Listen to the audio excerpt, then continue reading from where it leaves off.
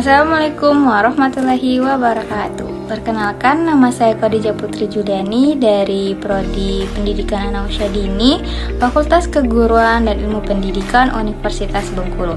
Pada kali ini saya akan menjelaskan tentang materi yang berjudul tentang model pendidikan multikultural. Selamat menyaksikan.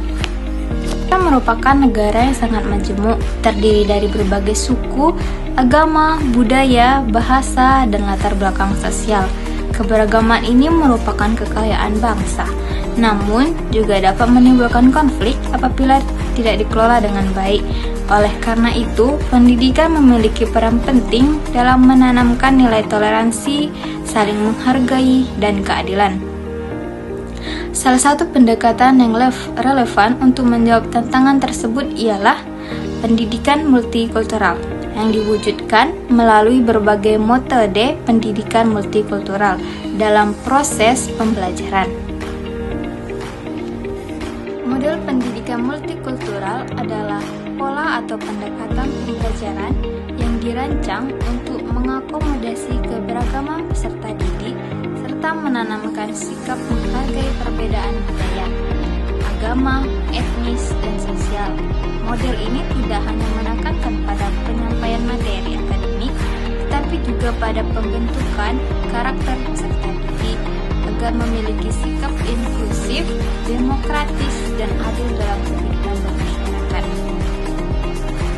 Macam-macam model pendidikan multikultural. Pertama, model kontribusi atau contribution model.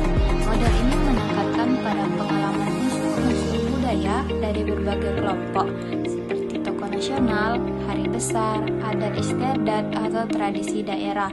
Contohnya adalah memperkenalkan pahlawan dari berbagai suku atau membahas perayaan agama yang berada di Indonesia. Model ini mudah diterapkan, namun masih bersifat permukaan karena belum menyentuh perubahan struktur kurikulum secara mendalam. Yang kedua, model aditif atau additive model.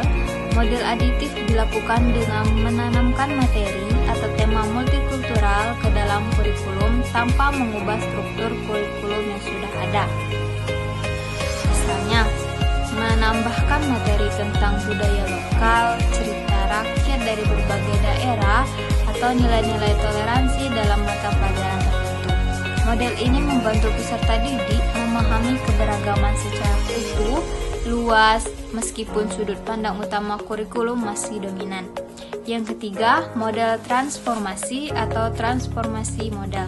Model transformasi mendorong peserta didik untuk melihat suatu konsep atau peristiwa dari berbagai sudut pandang budaya.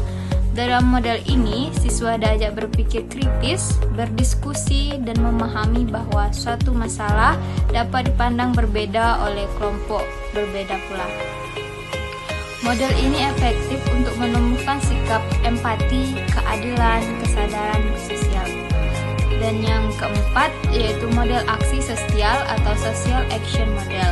Model aksi sosial merupakan pengembangan dari model transformasi peserta didik.